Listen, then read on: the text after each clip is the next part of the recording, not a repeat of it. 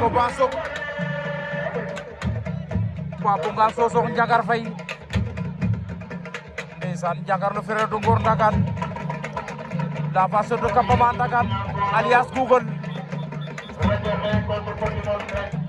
mo Papongan Djibi Sarr la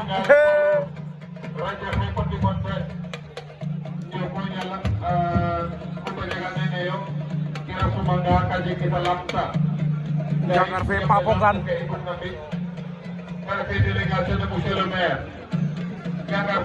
combat bu war a neex ndax ñaar ñëpp ay actionnaire lañu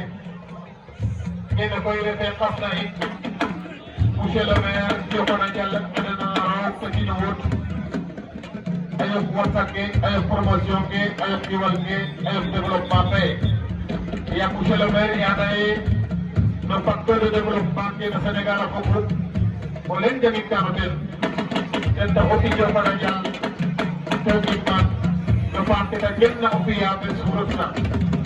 yaga monsieur le maire délégation to ɗisinna i nga'a ken noon Diofana Diallo Ismanu nakateral matina comité de signanke laya nun koye combat ba mooy dernier quart de finale bi programme men bantaxro medan imanin to falin mene amul duru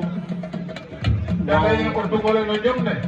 ku ci daan basu de ngay am demi finale le quartier ko fel ba no jego dugole no jom ne bantaxro medan imanin to falin dalaye poilu Diglomos inang kajurai debalong tersinyam ke dina eta tirat haruna ina tentege katalaina entahu Papongan Sosokh Ndiangar harus bisa selesai ate na mosu lagi momen faktor kai tuh lagi noka omen pokal tege domos dalai kuali je ada je apalikat ada responsable politik lagi membelok Dalai Buah Raubadu Anete adjoint au maire Mamadou Diouf Tawhede saya monsieur le maire dengan leader de délégation de iya kade comité de atawna Raubadu le pantak Raub dan imadi totale monsieur le maire Mamadou Diouf Ndiangar Dalai Boucher daa bëgg a dem ne waaye soo demee doo fay fekk Anete Pamara Diop kita ini anda boleh jadi ini bos kita itu ada di bawah urke yang dia 2026 dan imadi totale itu dah presiden kalian Papongan lur para domestik kita coba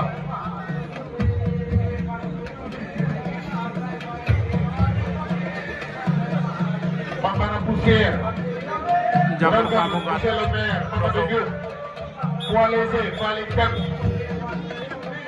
Kuala dengan Ndiangar Papongan kolektif daa mel ni Ndiangar degradasi Dakar door na lu xew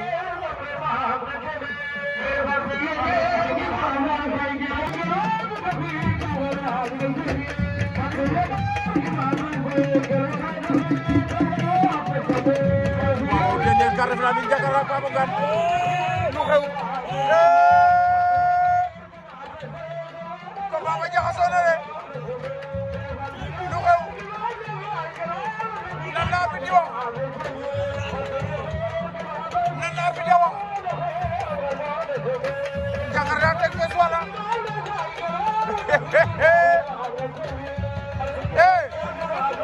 arbitre nee na Ndiangar daan na Papongan de